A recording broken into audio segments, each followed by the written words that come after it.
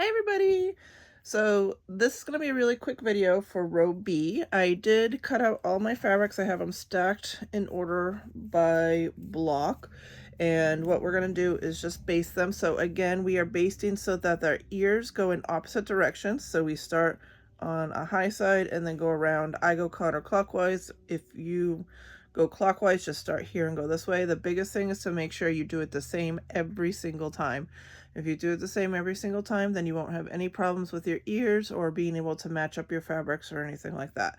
So we are going to go through and just baste all of these, and then I'll show you the blocks. And I have a tip for organizing them that I didn't show in the last video, so we'll show you that as well. And yeah, this is going to be row B. We'll do it mostly in fast time, but we'll show you what we're doing.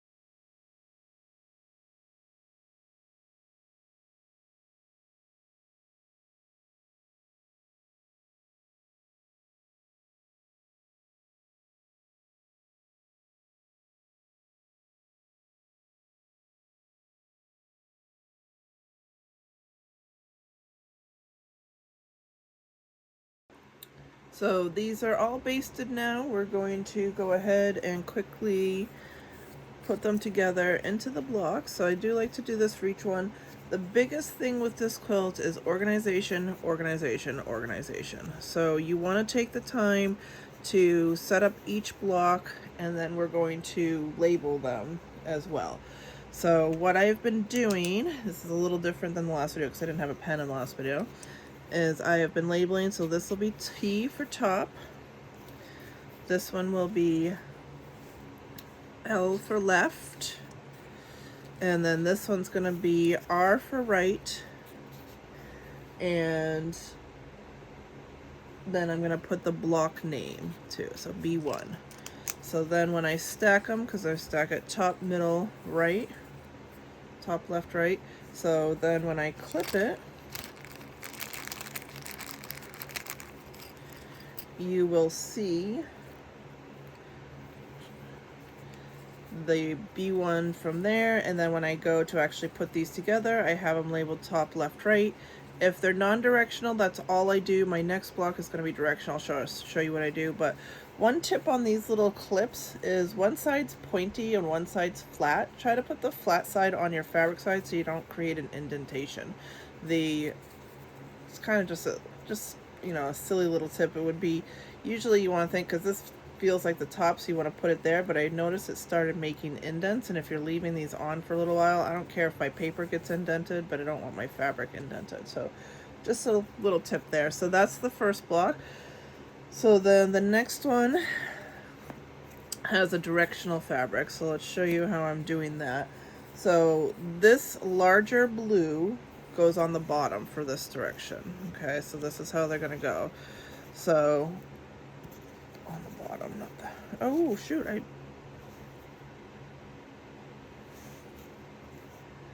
where is this? Oh, I cut this fabric wrong. Darn it. My stripe's going the wrong way. Alright, so this one I'm gonna have to redo. So now I have to think about, I thought I could really do that. Oh, I think I can just fix my tails actually. So, right? Can I fix my tails? No. No, because the stroke is going the wrong way. How is that? I don't get it.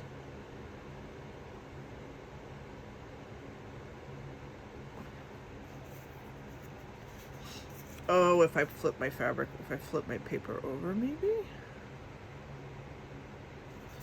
Weird. Alright. So when I'm cutting, I'm going to have to think about this. I don't know why that didn't work, to be honest. I don't really get it. My brain's not working for stripes right now. So that's something you have to really consider when you're cutting the fabric. So I'll have to recut that one because I don't think I can save it, which just seems weird to me. Why it matters, because all four sides are exactly the same, but I guess it's so weird. I don't know. All right, well, either way, I gotta recut that fabric, so I am not going to label that. And actually I have another stripe in this pile. Let me see if that one worked out. So that one's gonna get recut. Let's do this one. This, yep, that's gonna have to get recut too. I guess because it's a left and a right, so it would have been right. So maybe I will. I wonder if I have any dots. Okay, so I don't have any of this fabric that ends up on this side. I do actually have one. Row E has a fabric that ends up, so that's the problem, is because these are mirrored.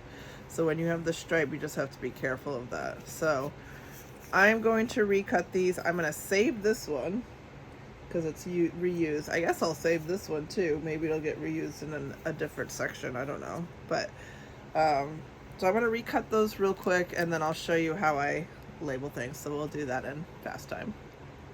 Okay, so this is exactly why you go slow on this, because if I had cut out 10 of these all wrong, I wouldn't have enough fabric. So this is why I'm suggesting that you just go row by row, check them. Obviously I didn't check them before I basted it, but that's fine. I still would have ended up in the same place anyways by the time it's cut. So this needs to land like this, and I want my large blue stripe to end up at the bottom here. So if I pick this up and I do it like this, I'm going to glue it down to my fabric, but before I cut this time, I am going to double check. I'm going to flip it over. Actually, I can get my light board because this will help me see it better. Let me grab these and these. We'll put our light board down. So again, this is why I show all of this. This is part of the process. Okay, so top, side, and then this. So 1, 2. So you can kind of sort of see this through here. So this should have, so this is supposed to have the blue on the bottom. So that's what I have, if you can kind of see that shape.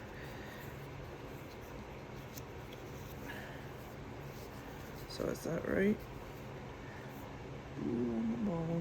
that looks right. Okay, so that one we have right. So you can see what happened was I had this going the opposite direction. I had this for a left side versus a right side. So I gotta figure out ahead of time so I don't necessarily have to do this whole process every time I do a stripe, how it goes. So I guess, let's see, so this was like this. Okay, so this pointing this way is for, let me make a note somewhere. Maybe I'll take a picture. Can I take a picture while I'm doing a video? Oh, I can. I'm gonna take a picture of that. So basically when you want, so the bottom, the arrow has to go this way if you want it to be right side, and then for it to be left side, the arrow goes away from it. So it's kind of confusing, but hopefully I can remember for the future. I'll try to use that picture to make a note. All right, so this one looks good though, so we can cut this one out, and I'll have to redo that. Actually, you know what? I'm gonna move it over because I'm using a lot of seam allowance there, or a lot of fabric. So we can do this. So we got it going that way. Okay. We'll cut this out. Turn off my light board.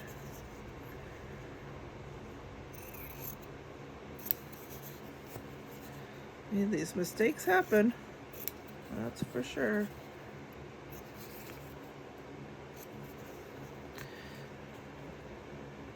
Okay, so let's get this basted and then we'll triple check it again. So again, you want your ears to go opposite direction, so you start at the top.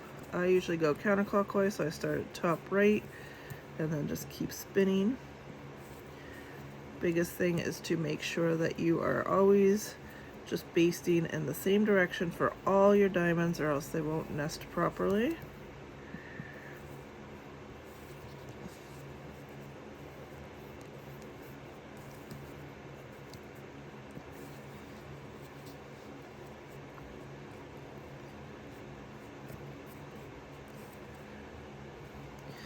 Okay, so let's try this one now. So we will label if this is right. So this is our next block. Where were our pieces? Here.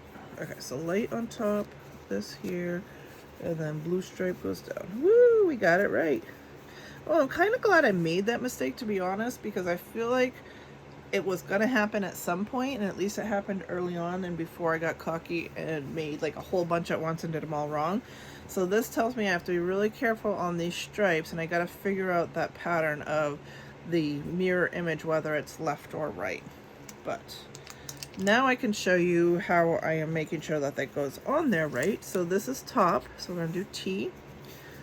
This is left, and then this is right, and we're gonna put the block number 2, so that's B2. So I'm going to put this quickly back together. And so the other part of this is this large green stripe has to go down. So the other way, when you're sewing it, you could accidentally do it like that, and that's not the way it is in the quilt. Obviously not the end of the world, but I am trying to mimic the quilt, obviously. So what I've been doing is taking this block and just flipping it over so I know I have it all the right way. Flip it over, and then I have been drawing an arrow that shows that that's going to be the edge that gets attached to the top. So basically I know I have my arrow that gets attached, so if I accidentally have it like this, then that is not the right way. So when I'm going to sew it, that'll make life a lot easier. So that's what I've been doing. So top, left, right, and we will clip these together. And hopefully we have no other problems. These. So that's block B2, then we have B3. So I think the rest of these are pretty non-directional. So bird, and then this. And even when I go to sew them, I am going to lay them out again and then stitch each one carefully, because that's just the methodical person in me. But so top, left, and then right, and then B3. So these will just clip together. And now we have B4. So same thing. So top, left, and then right, B4. Okay, so that's all set. Alright, and then our last one, we have to redo our stripes. So let's see if we can get this right without a mistake here. That's not the right fabric. Oh, I need my... Where's that stripe? That is called...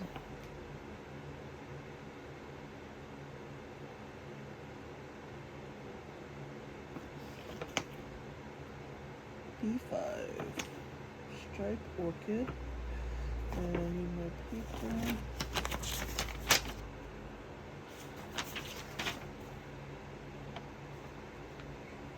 Oh, that's an 11 inch. So I gotta pull up my other fabrics to redo this.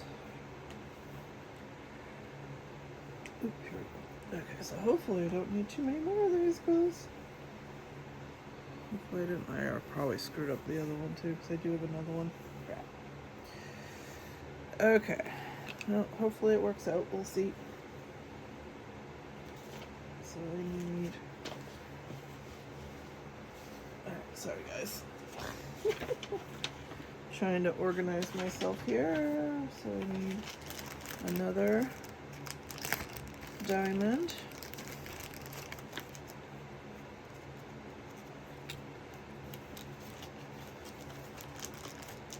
Alright, so this is supposed to be top, bottom with the big purple at the bottom. So this was going this way, so I want it to go this way. So this should be right.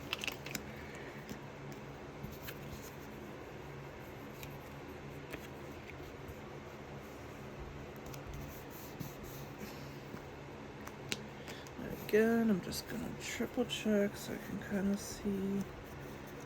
This is my shape. Big purple. Actually, no, I can just even.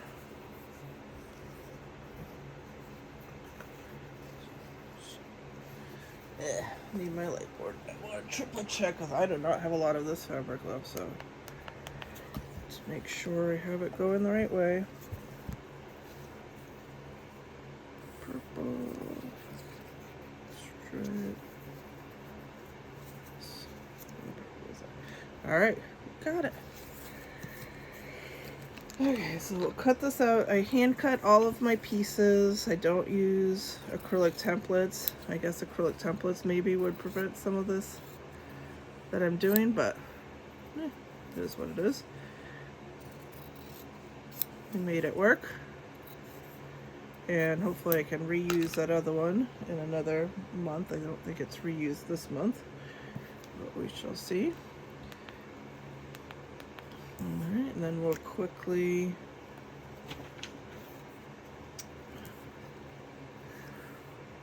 paste this. Oh, so I am glad I showed this, because I was like, oh, these are so easy, we don't really need to show everything, but obviously there are spots where you need to take extra care. So that is good to know for the future, because we are going to have a lot of stripes, I'm sure, in this quilt. So I'm definitely going to take the extra step, take the extra minutes. Obviously, if you don't care which way your stripes go, if you're not trying to match exactly, it really wouldn't have mattered, but oh, I am trying to match exactly, so. Okay, so we got this, we got our stripe going the right way this time, and our purple. That looks right, that looks right. Okay. So top, left, and then right B5, and I want to make sure my stripes go the right way, so we're going to throw it back together for a second, flip it all over as one, and then I'm going to draw my arrow that shows that that's going to attach there. Okay. And that'll do it. That's the last of row B. So I have row A and row B all grouped together and clipped. So I think I might do row C, and then I'm probably gonna start stitching. So hopefully this video was helpful. It was just a quick little overview of row B, but I'm glad that we did it because those stripes obviously are more important than I thought. So you want to be really careful when you're doing those. But I have 2 extra pieces that hopefully I can use somewhere else in the quilt. And make sure you subscribe to my videos, as I do post them sporadically. And hopefully we'll see you soon. We'll show you row C in a little bit. Thanks, everybody.